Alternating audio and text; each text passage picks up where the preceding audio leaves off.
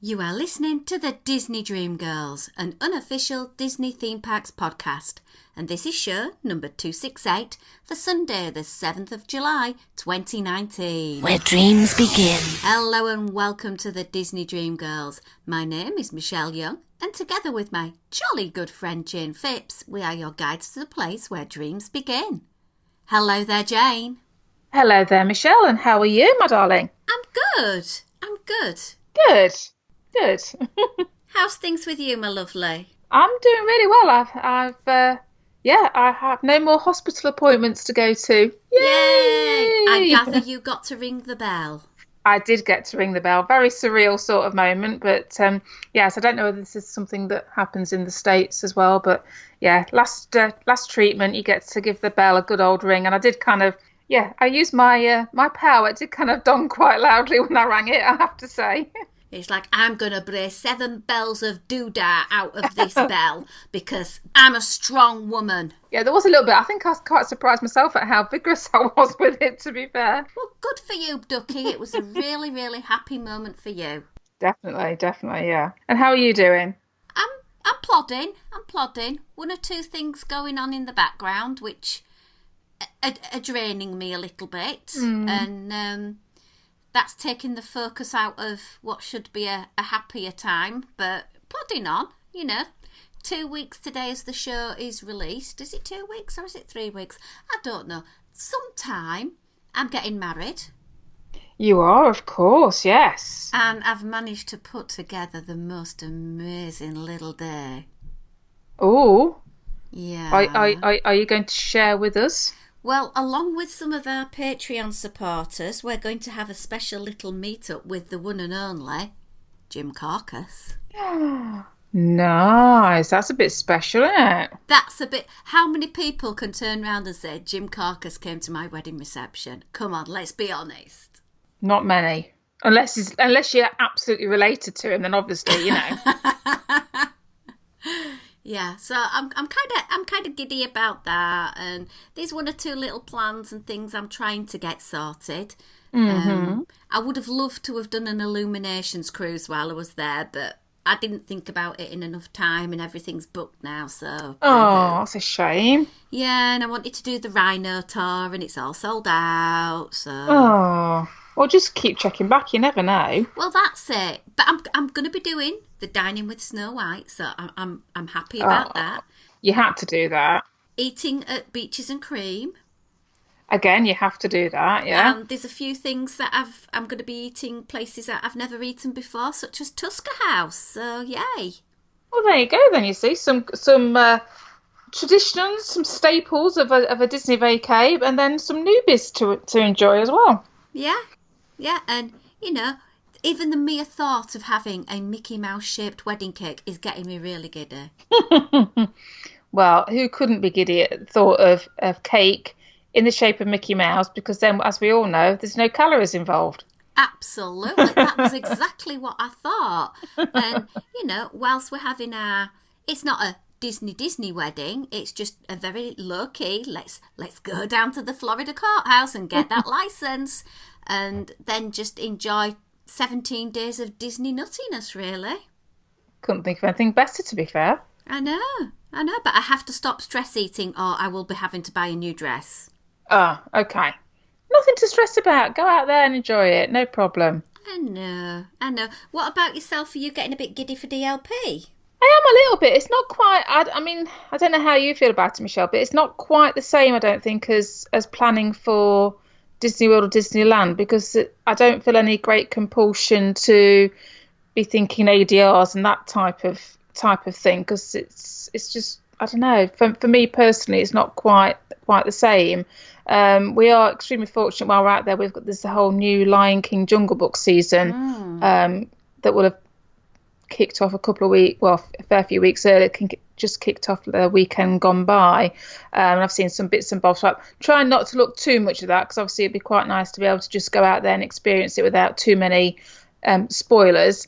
They are doing some signature experience, but to be fair, I couldn't really justify the extra cost for it, and it's involves a meal where the food isn't what I would want to eat, and it's a character meet and greet included, which I'm okay with character meet and greets, don't get me wrong, but it's not one of my big things that I like to do.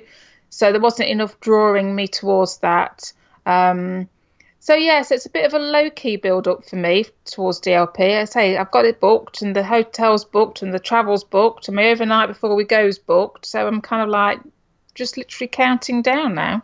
No, all sounds good to me. And I must admit, I did post a little bit with regards to that meal plan for the Jungle Book thingamy, and it's like, nah. That is not up my alley, is that food. Not for me, thank you very much. And just to see the show would be enough for me. I'm not a big enough character geek. Yeah. No. So.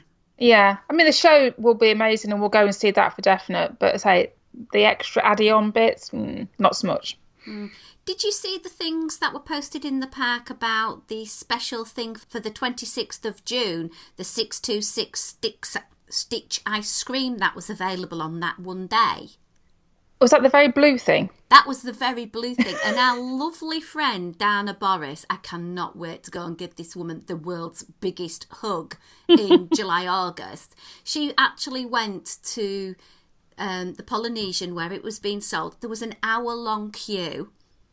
And goodness me. By means unfair or foul, or crafty and intelligent, I'd like to say. I would go with that, yeah. She managed to wheedle her way towards the front of the line, get herself an ice cream, partaking it, feed back to us about it, and then she did the feedback from whether the blue ice cream had a detrimental effect on her plumbing, shall we say.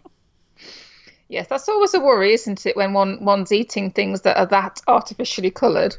Yeah, and for those of you who are interested, yes, it did make a difference. I'm sure there's something I should be saying, but I think I probably better not.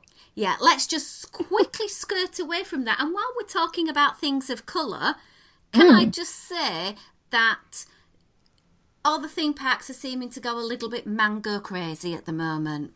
They are, aren't they? What is it with that? Oh, my word. Well, we saw the other day that in Disneyland Paris, for the past couple of years, they've had a pineapple whip, which hasn't been the same as a Dole Whip, but it's been a pineapple-flavoured juice with a soft swirled pineapple, which has been very sort of refreshing. It's like a really nice. I enjoyed it. But they've brought out a mango flavour, and I'm like, ooh. I must admit, actually, because I remember we tried the pineapple, didn't we, when we were there a couple of years ago, and it was okay. It wasn't the same as, perhaps not standing in the stifling Florida heat might have had an impact on that as well. But yeah, mango, I'm quite intrigued by that. I'm guessing my daughter, who will be with us in August when we go, and who does like mango an awful lot, I think what I shall do is I shall persuade Molly to have one. And then I'll have to have a taste, won't I? And share that with us. Yeah, I'll try. Now, I don't want the rest of the theme parks feeling left out that we're not talking about anything mango-licious for them. So okay. Let's go to the Magic Kingdom, because the Anti-Gravity's Galactic Goodies, oh my word, that took some saying, they are having a cone 2319, and oh my word, guess what flavour it is? Well, I'm guessing it's mango. You guessed right. It is a swirl of mango and vanilla soft serve with sprinkles, and it's got a little sock cookie on the side of it, and it's in an orange cone. This is obviously a big old nod to Monsters, Inc. Yeah, that's kind of cute, actually, isn't it? Now, the day I actually read this was on the day that McDonald's released something on their press to say that they were going to have a $1 ice cream cone available for all. Okay. This one is not a $1 ice cream for all. It's $5.99 plus tax. Wowzers, that's one hell of a price for an ice cream. Yeah, and I was kind of thinking, well, it'll be in a waffle cone. It'll be in a really big, substantial cone. It's not. It's just bog standard cone. Yeah, I must admit, I have looked at the photos online as well, and there's nothing. Yes, it looks very pretty. and you've got a little bit of a cookie, but it's kind of not overtly large, is it? No, no, it's not. And I'm not really sort of going with this one. However, I am kind of fancying the offering I found for Mangoaholics over in Disneyland. Oh, okay. What's this one? So this is meaning you've got to go to Galaxy's Edge for this, and I'm sure everybody will be going there anyway at some point. At some point, yeah. And this is from Ronto Roasters. Uh-huh. And it is a sour sarlacc. Okay. And it is a Minute Maid limeade with raspberry and spicy mango. Oh, spicy mango. That mango with a bit of chili, do we think? Yeah, well, it is a big thing over in California, particularly to have that really nice spiced up chili version with your pineapple. And I just thought, that's catching me. That's making me think. But if you don't fancy that and you don't want to battle with the crowds at Galaxy's Edge, how about the Mango Madness smoothie from Smoothies? It's all lots of alliteration going on tonight, Michelle. Well, it's got mangoes, peaches, banana, low-fat yoghurt blended with orange, pineapple, guava and passion fruit juices. Crikey, could they get any more different fruit in that? I think that just sounds yummylicious, perfect for this time of year, Yeah. nice and cooling. Refreshing. Brilliant. So you've got a quartet of mango madness there for you to go on your way to prevent a midsummer meltdown.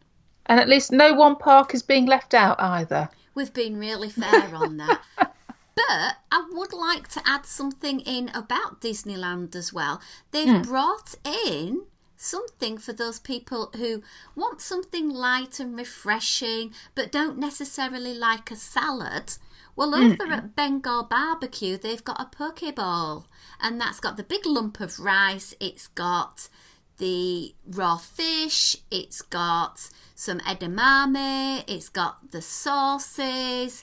It looks great. It's got the ahi tuna. It's got the seaweed, sesame salad, pickled ginger, avocado, crispy wontons, green onions, spicy mayo, ginger lemongrass. Yummy, yummy, yummy. Yeah, I like the sound of that. Lots, yeah. Yeah, that sounds really, really good. And it's nice to see that you can get something that is fairly healthy. Now, obviously, me and you will be saying, hold the rice. But, you know, that sounds to me a really tasty treat if you want to avoid the bread at least. Absolutely. Yeah, you can always eat around. Yeah. And I've got something from On This Day in Disney History. Oh, okay. What happened then? Well, 1940, 7th of July, the drummer in the band I was named after was born. The drummer in the band that you were named after? Yeah, shall I give you his name? Please do. Sir Richard Starkey, MBE. Oh, so Ringo Starr. So you're... and it's all making perfect sense now if you're a Beatles fan. It is. Michelle, My Belle, the song that I hate. Basically, yeah, he was born on this day in Disney history, but I'm wondering if people are saying to me, hang on, where's the Disney credentials here? So hang on, Michelle, where is the Disney credentials here? Well, I'm ready to tell you. It's right at my fingertip. So, he was born in Liverpool, which obviously is mid-England, which I love because my son's over at university near there. And true, basically, he was the drummer in the Beatles. His recording of When You Wish Upon a Star can be heard on the 1988 release Stay Awake, where there are various interpretations of music from the vintage era of Disney movies. Oh, okay. And he had a hit in 1974 with You're 16. It was originally written by the Sherman Brothers. Huh. How about that for a little connection? Yeah, and in 1992, the Disney Channel aired the special Ringo Starr Going Home in celebration of his 52nd birthday. Oh. So, yeah, I just thought I'd like to stick in a bit of Beatles news because people, you know, sort of our age group do know quite a bit about Beatles. True, true. Have you any Disney news for us there, lovey? Well, the only thing that's caught my eye is obviously we're starting to get some information about the live-action remake of The Little Mermaid. is starting to come out. So the rumour is at the moment, or whether it's a rumour, whether it's true, it's actually happening, I don't know, is that they're looking to cast Melissa McCarthy from Bridesmaids and Ghostbusters in to play Sea Witch Ursula. Hang on a minute. Melissa McCarthy. Yeah. I've never heard her sing, Jayne. Has she got a good singing voice? I don't know, to be fair. Oh. So, yeah, I don't know. I mean, there has been occasions, hasn't there, where actresses have done singing roles and they've managed to tweak the songs so that they're not overtly singing. But Poor Unfortunate Souls is one of those classic villain songs, and it is quite an operatic-y sort of way of delivering it. So it would be interesting to see. I have to admit, I'm not a big Melissa McCarthy fan per se. I'm not. It just, that sort of humour is not my sort of humour. So I have to admit, me and Simon were talking about it the weekend when we saw this come out, and we had actually got 2 other suggestions. Ooh. Not that Disney necessarily would be listening to us. So one suggestion was Meryl Streep, because we know she can sing, because she's done a bit of singing before, and she's quite good at playing an evil sort of person. Okay. And then the other one, which if you're familiar with Saturday Night Live, and she was also in Ghostbusters as well, the reboot, is Leslie Jones. Again, she's quite a big personality, comedian, does stand-up comedy, a lot of very physical acting, comedic acting roles. So, yeah, she kind of sparked out that she might be able to bring that element of that bigness, that big personality, that sort of over-the-topness to it. So, I don't know. But, we shall wait and see. But it is one good thing that I am pleased about, is it is being directed by Rob Marshall, who did Mary Poppins Returns. So that, to me, has got a big thumbs up, because I do like his stuff. So when you're thinking of a big personality and somebody who's got a real presence and a real meat and potato type of voice, and she's curiously in the news at the moment because she's backed out of the new Bond movie, I'm thinking Grace Jones. Ooh, yeah.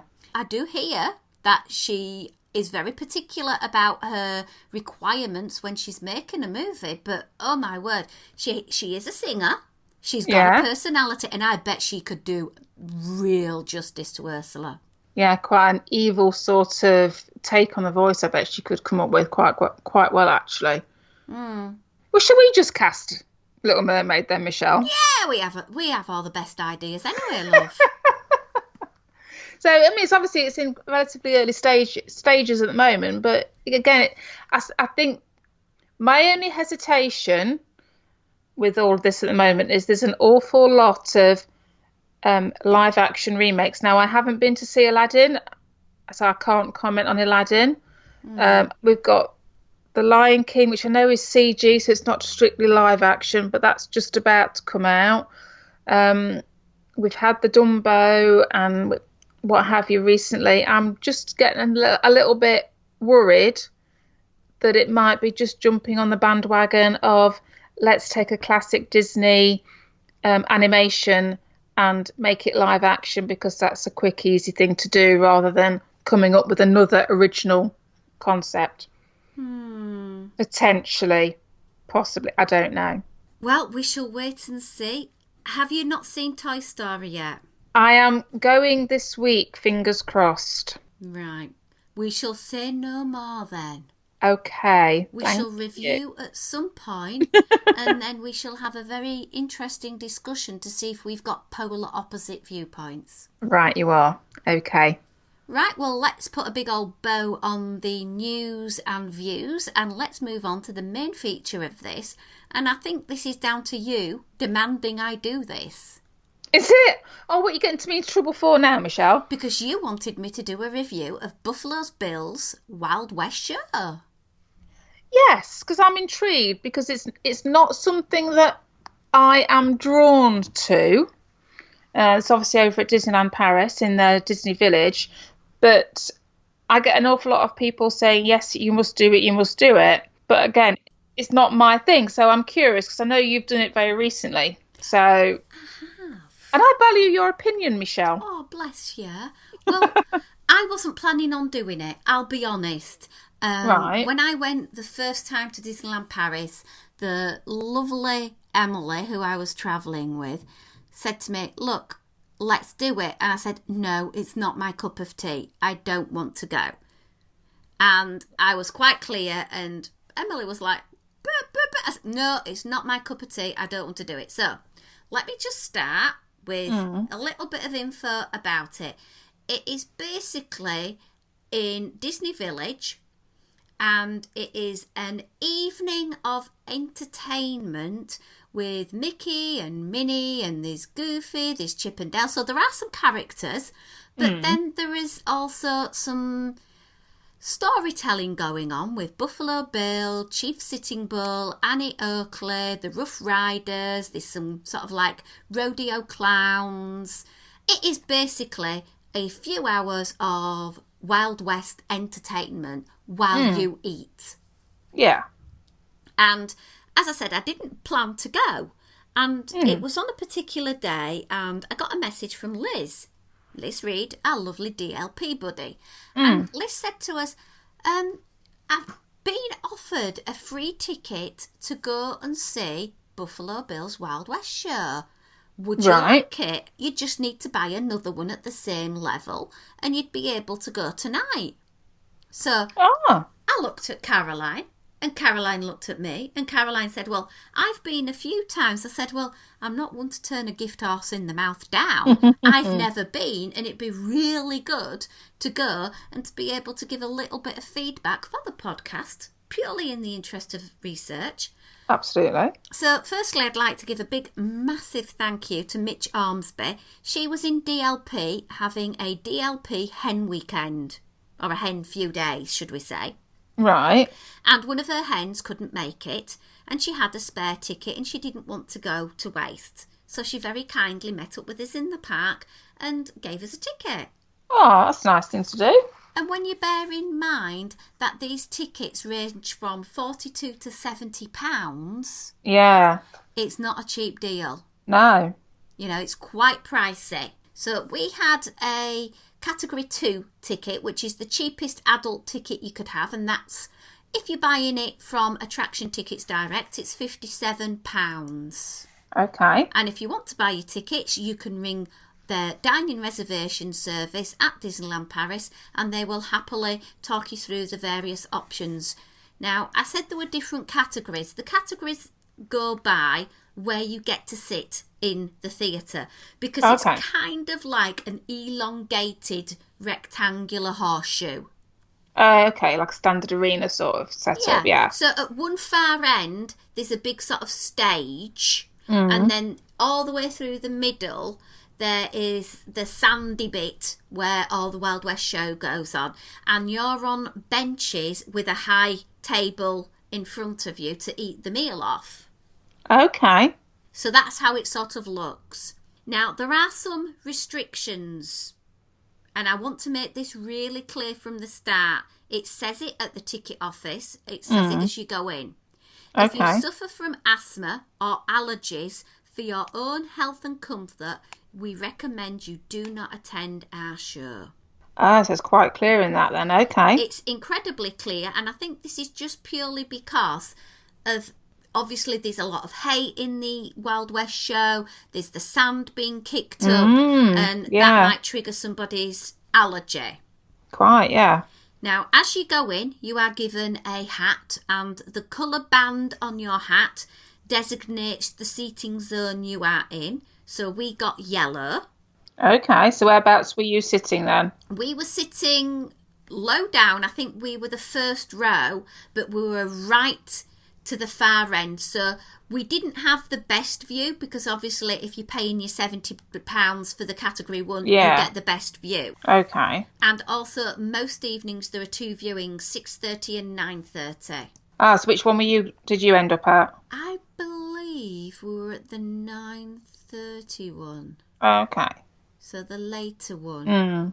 So as you go in, you go through to the bar area, and after a while you get a nice little trio on the stage to entertain you, playing some lovely music, and I have a little snippet to share with you all now. Ooh.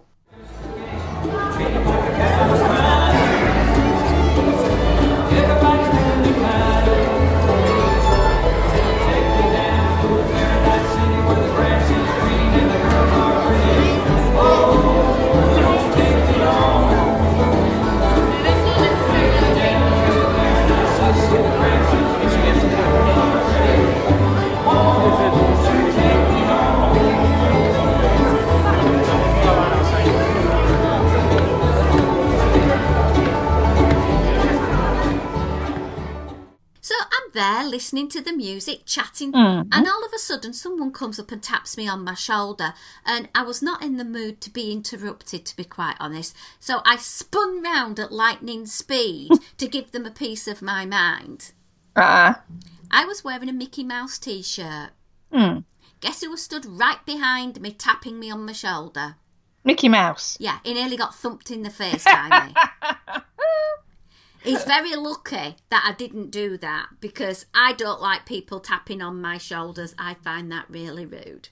Yeah, I must admit, I'm with you there, yeah. So he sort of mingled amongst the crowd. Oh, cool. Then Goofy comes on stage, and there's a little bit of entertainment, a little bit of geeing up of the crowd, and it was lovely. It was really nice, getting you into the spirit. Obviously, you could have purchased a alcoholic or non-alcoholic beverage at this area, but at that point, they then let you in. Right. And we went down to our seating area, and we were shown where to sit. Now, I will put pictures to go with the food and some of the entertainment so that people could get a good idea.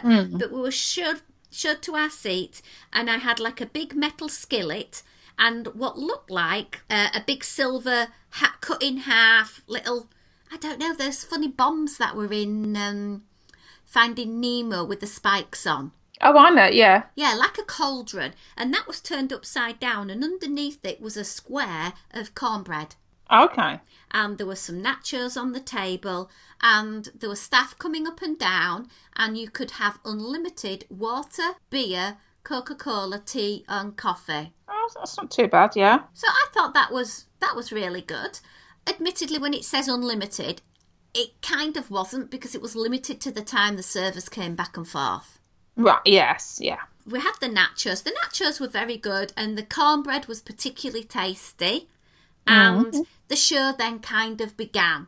And during the show, there's a lot of audience participation, a lot of whooping, a lot of shouting, and your food is being served the whole time. And the meal was a cattleman's chili, which is a meat chili with lots of beans. Right, okay. And then you got a Texan skillet, and on that Texan skillet you got a sizable piece of chicken. It looked like a little bit of a breast going onto a leg, 2 or 3 little potatoes, you got some sausage and a rib. Okay, yeah. Now, the person next to me was a vegan. And it was really interesting. They really catered for the alternative menu. And they had some pasta, some potatoes, a corn on the cob, a really nice broccoli salad, some salsa, mushrooms, and it looks like a couple of tomatoes. Oh, well, that's good then. Yeah.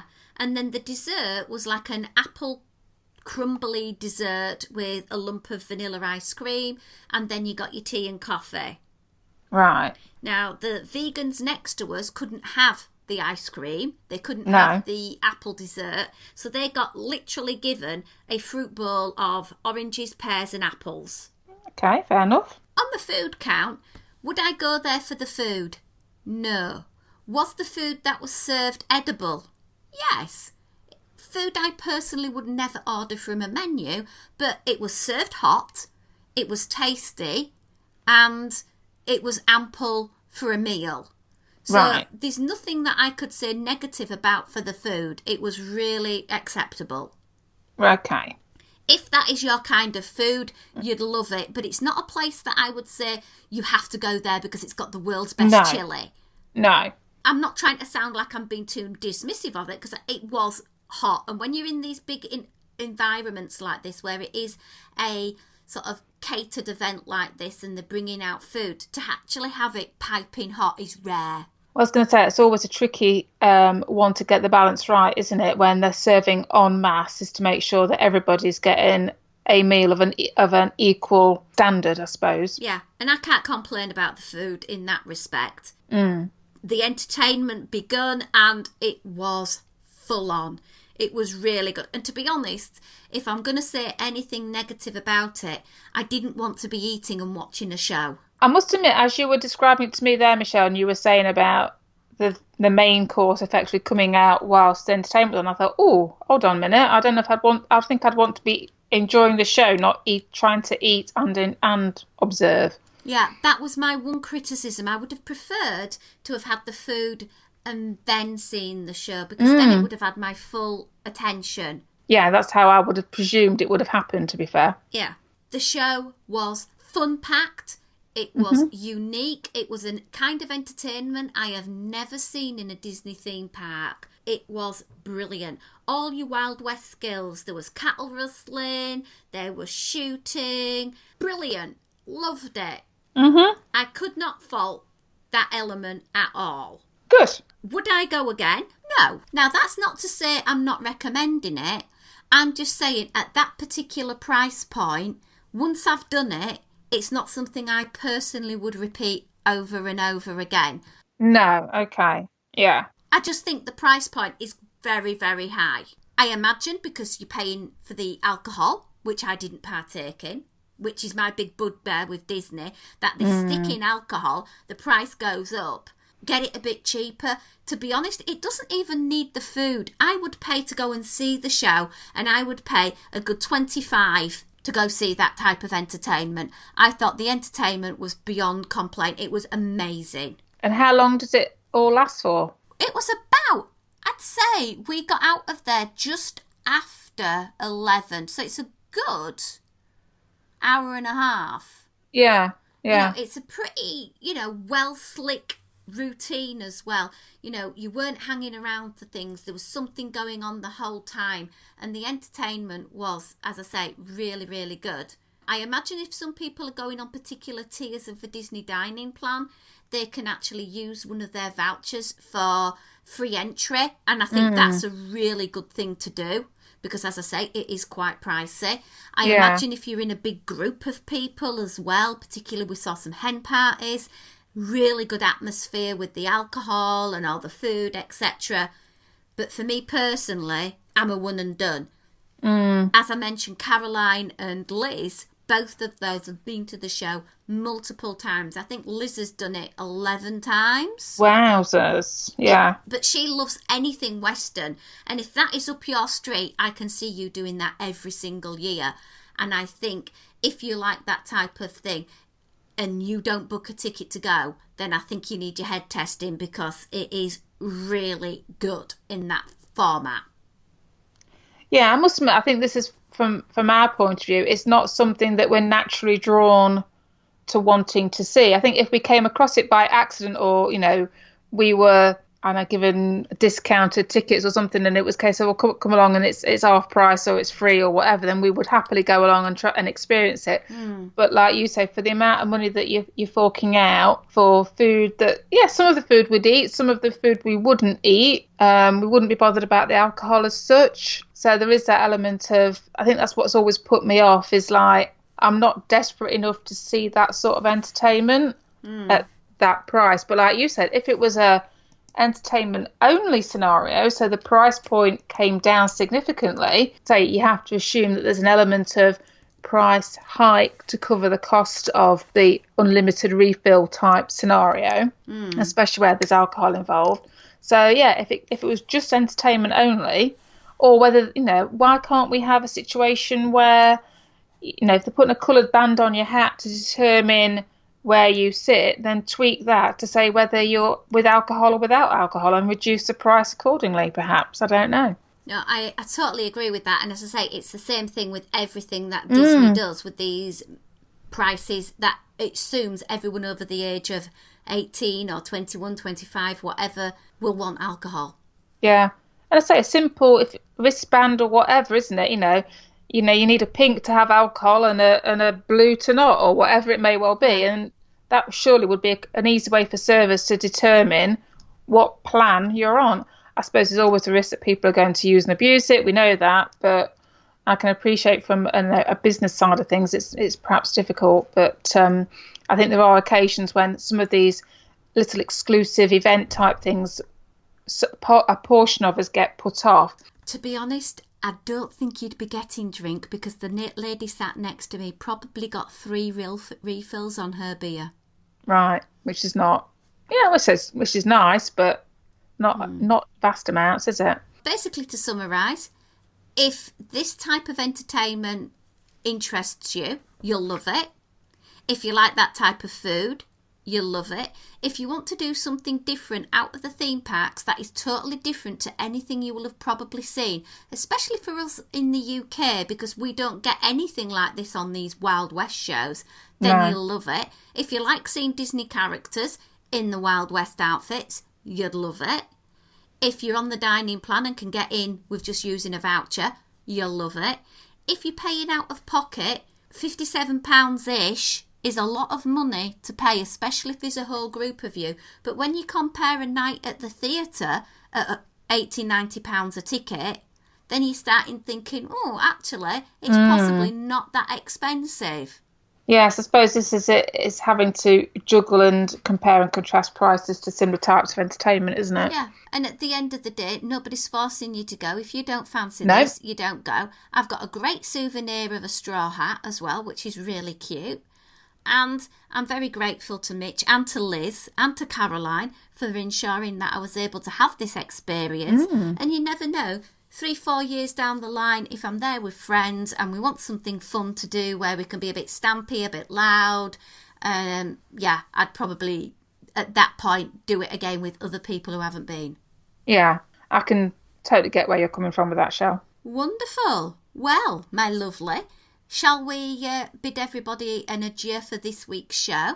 Adieu. Oh, crack, we're getting all French. I am getting all French because we were talking about a little bit of old DLP. We will be having a Patreon show in the next few days. Jayne and I are getting together this weekend, in fact, to record a special show for you guys, and there'll be other bits and pieces out, no doubt, throughout the month.